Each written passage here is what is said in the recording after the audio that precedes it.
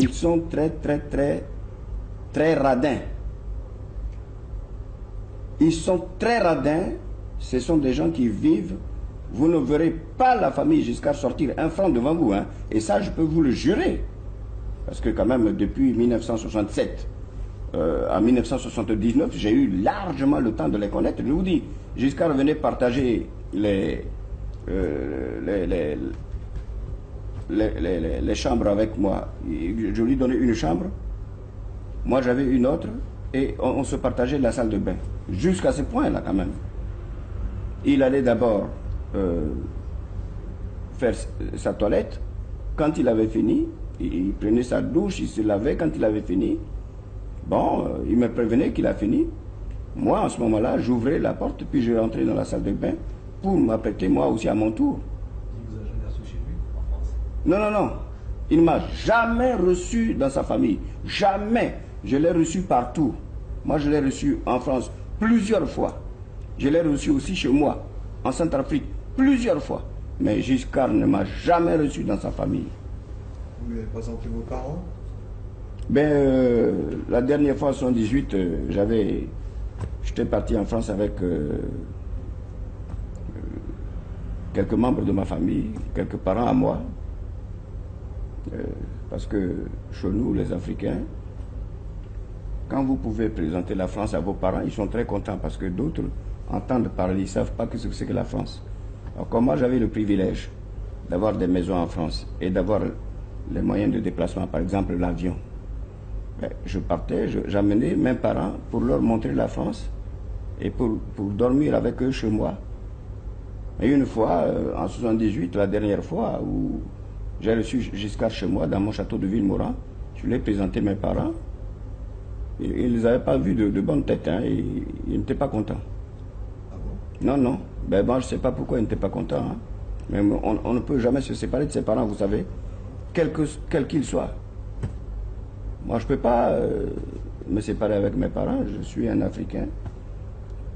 J'ai des parents, comme j'ai des amis parmi les Africains, et puis j'ai des amis parmi les Français. Et ça, c'est tout à fait naturel. C'est la loi de la nature. Nous sommes faits comme ça. Mais Giscard, il supportait mal mes parents. Il y a eu un problème de famille là-dessus aussi. Ah. Ah, oui, ben parce que mon foyer n'existe plus. C'est-à-dire? Je ne vais pas le dire parce que j'ai pris l'engagement devant mon ex-épouse de ne pas le dire. Mais c'est depuis que Giscard m'a fait tomber, non seulement il a pris mes biens, mais il faut qu'on pose la question à Giscard, qu'est-ce qu'elle est devenue l'impératrice Catherine Bokassa? Il faut qu'on lui pose cette question-là aussi. Comme sa femme venait de passer 24 heures à Bangui, il faudrait que je lui envoie Catherine. Et l'échange des épouses comme ça permettra aux Français et aux Centrafricains de savoir que notre amitié va toujours très bonne, qu'il n'y a rien, qu'il n'y a pas de point noir, qu'il n'y a pas de problème. Et il m'a parlé, il m'a téléphoné, il m'a dit d'envoyer Catherine. Moi j'ai envoyé Catherine. Mais moi j'ai envoyé Catherine 2 mois avant qu'il me fasse tomber. Et Catherine est restée avec lui 2 mois. Je ne sais pas où se trouvait Anémone, mais Catherine Journiac venait prendre Catherine carrément pour aller à l'Élysée. Ça, c'est elle, Catherine, qui me l'a dit.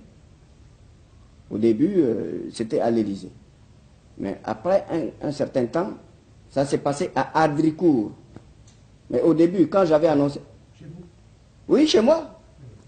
Chez moi, à Ardricourt, mais quand j'avais annoncé ça au Canard enchaîné, il y a des enquêtes qui avaient été faites auprès des habitants de Ardricourt. Ils avaient reconnu que oui, effectivement. Avec l'hélicoptère, il descendait dans le jardin avec l'hélicoptère. Il a promis un traitement de 50 millions de francs par mois à Catherine. C'est comme ça que Giscard ne m'a pas tué. Mais Giscard a bien consulté Catherine et Catherine a pris une grossesse avec Giscard. Non, attendez. Mais comme c'est Journiac qui servait pour les rendez-vous avec Giscard, c'était Journiac qui s'occupait de ça. Mais Journiac, Catherine l'a pris aussi. Puis, il a utilisé Catherine. Journiac était devenu l'ami intime de Catherine et Giscard s'en est rendu compte.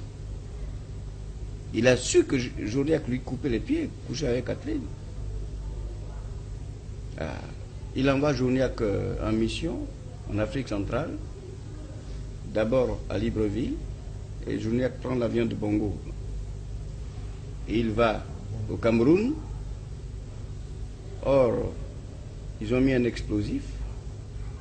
À peine arrivé au Cameroun, l'avion a explosé avec Journiac. Il est mort dans l'avion. Il est mort dans un accident d'avion, là-bas au Cameroun. Ça fait beaucoup d'accidents d'avion. Hein? Ben oui, mais c'est pour ça, Giscard est très fort. Hein? Il est très fort. Et il a tué Journiac parce que Journiac a couché avec Catherine.